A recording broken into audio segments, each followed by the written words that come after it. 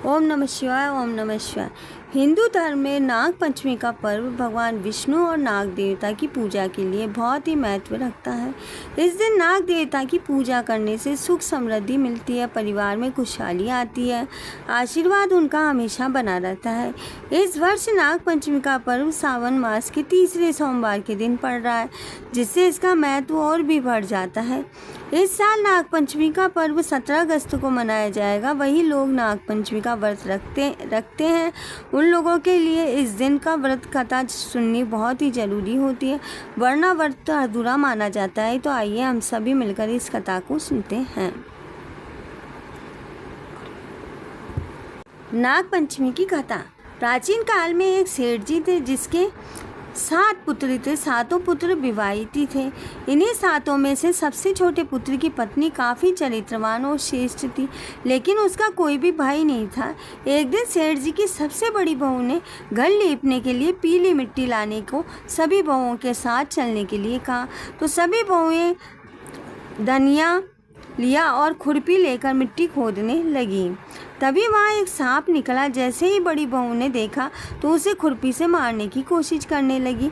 ऐसे में छोटी बहू ने तुरंत उसे सांप मारने से रोका। ऐसे में बड़ी बहू ने उस सांप को नहीं मारा। ऐसे से वह सांप उस स्थान से हटकर एक और जाकर बैठ गया। फिर छोटी बहू ने सांप से कहा कि मैं अभी लौट कर आती हूँ, तुम यहाँ से कहीं मत जाना। यह कहकर वह सबके साथ मिट्टी लेकर घर चली गई, लेकिन घर में कामकाज के कारण सांप को वह वहीं पर बांधा हुआ चली गई, वादा किया हुआ भूल गई। जब छोटी बहू को दूसरे दिन वह बात याद आई तो वह सभी को लेकर वहां पर पहुंची और सांप को उस स्थान पर बैठा हुआ देखकर बोली कि सर्प भैया नमस्कार। सांप ने कहा, तू भैया कह चुकी है, इसीलिए तुझे माफ़ कर देता हूँ, नहीं तो झूठी बात कहने के कारण तुझे टस लेता। वह बोली, भैया मुझसे बहुत बड़ी भूल हो गई है, आप मुझे माफ़ कर दीजिए। सांप बोला, अच्छा है, तू आज से मेरी बहन हुई और मैं तेरा भाई हुआ, तुझे जो मांगना है मांग ले। वह बोली, भैया मेरा कोई भाई नहीं है, अच्छा हुआ तुम ही मेरे भाई बन गए हो।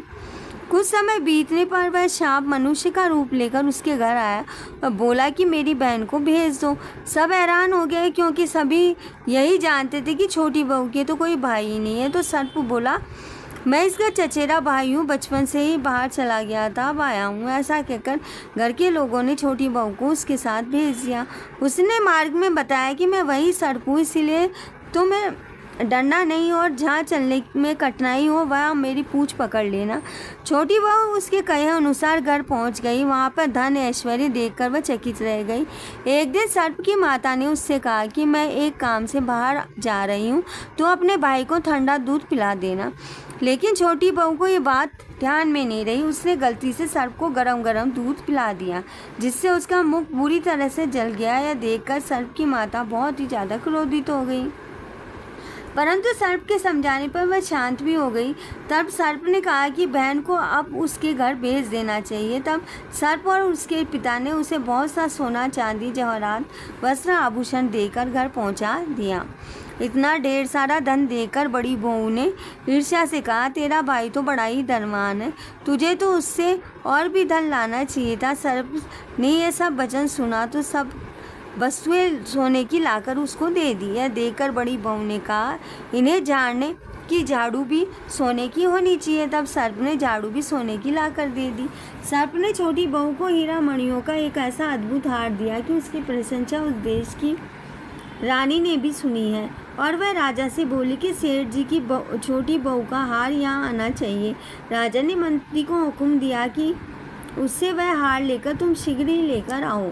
मंत्री ने सेठ जी से जाकर कहा कि महारानी जी को छोटी बहू का हार पहनेगी, वह उसे लेकर मुझे दे दो।